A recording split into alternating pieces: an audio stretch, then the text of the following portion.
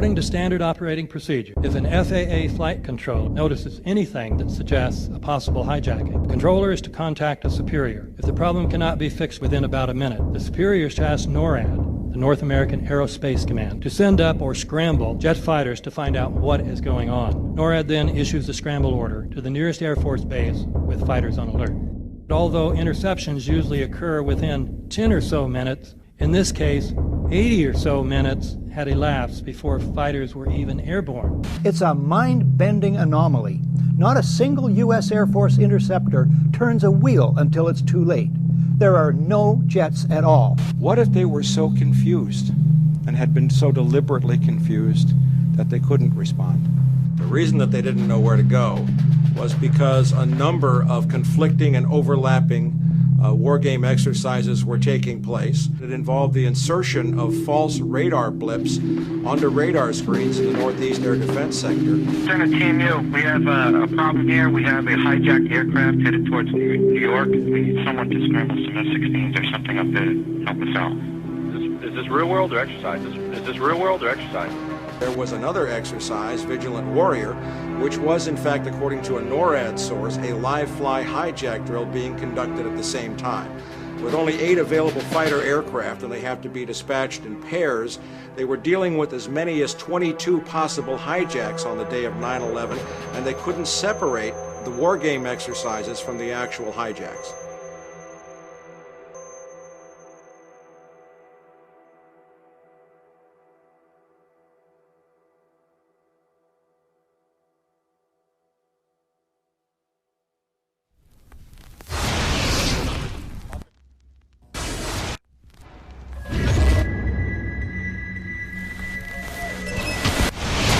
Page 172. The U.S. government has not been able to determine the origin of the money used for the 9/11 attacks. Ultimately, the question is of little practical significance. The American authorities have not managed to trace the source of the funding. And then the most amazingly disingenuous statement ultimately is of little consequence. It is of massive consequence. Doesn't it matter who paid for 9/11? The collapse of Building 7 has been recognized as especially difficult to explain. The 9/11 Commission report implicitly admitted that it could not explain the collapse of this building by not even mentioning it. President, why are you and the Vice President insisting on appearing together before the 9/11 Commission? Because the 9/11 Commission wants to ask us questions. That's why we're meeting, and I look forward to meeting with them and answering their questions. Why you're appearing together rather than separately, which was their request? Because it's a good chance for both of us to answer questions that the 9/11 Commission is looking forward to asking us, and I'm looking forward to answering them. Let's see. Do you think they should be able to stand up and speak their own words? They should go under oath. They should be, yeah, in public.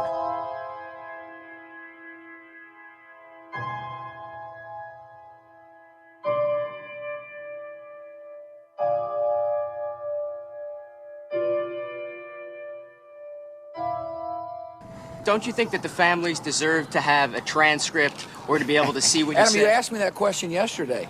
I got the same answer, yeah. The final report was a unanimous report.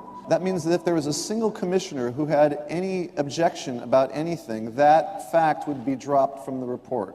We have found out that he not only served on the transition team of the Bush administration, that he was a person who wrote a draft memo for the setup of the Bush administration's National Security Council, that he was an individual who wrote the preemptive war strategy that was eventually used for the war in Iraq, that he is a close friend of Condoleezza Rice's. We want him to resign.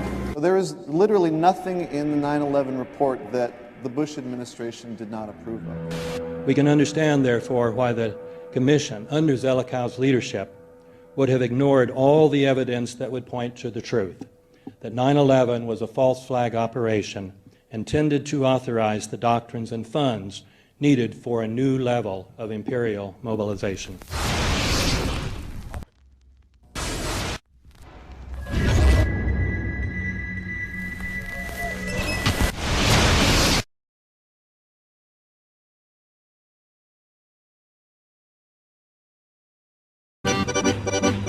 Armed with knives armed with chemical, biological, nuclear weapons. Fanatics, terrorists, September 11th. September 11th, killers, September 11th. Terrorists, Al-Qaeda, terrorists, nuclear weapons, terrorists. 9/11, terror, evil. September 11th, September 11th. The terrorists, war and danger. September 11th, terrorism, global terrorism, terrorism, terrorists, terrorists, terrorism.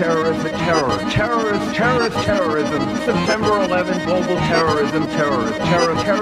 September 11th, world terrorism, terrorism. September 11th, global terrorism. September the 11th, terror.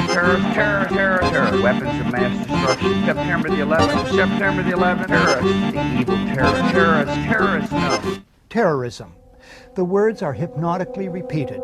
Terrorism, terrorist, terrorist threat, and of course, believed to be linked to Al-Qaeda.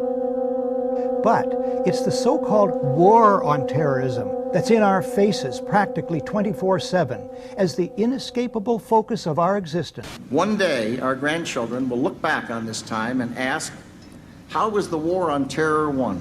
The entire U.S. ruling class, ruling elite, comes to see terrorism as the preferred means, indeed the only means, to provide social cohesion, to provide an enemy image for the society to keep it together. According to neocon theory from Carl Schmitt, you have to have an enemy image in order to have a society. It's a very dangerous thing because now it means that the entire social order, the political parties, intellectual life, politics in general, all based on a monstrous myth.